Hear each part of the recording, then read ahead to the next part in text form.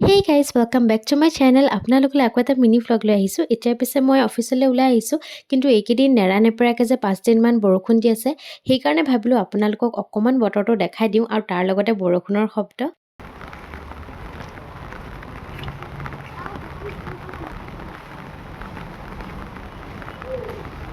শুনিলেনে? বৰষুণৰ শব্দনো কোনে ভাল নাপায়।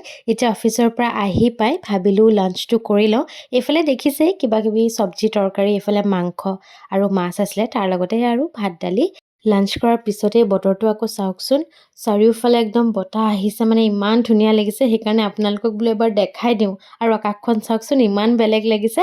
এয়া আকৌ অলপ দেৰিৰ পিছৰ পৰিৱেশ। ঘৰত সোমাব লগা হ'ল, বেছিকৈ একদম বতাহ আৰু বৰষুণ আহিলে। আৰু এয়া বতৰত চাহ একাপ নহ'লে হ'ব জানো। আৰু তাৰ লগতে মায়ে বনালে হোমমেড হাৰ্ট শ্বেপ কেক এটা। কেকটো অকল দেখিবলৈ ধুনীয়া নহয়, খাবলৈও খুব টেষ্টি হৈছিলে। আপোনালোকেও বতৰটো এনজয় কৰক দেই। Bye bye.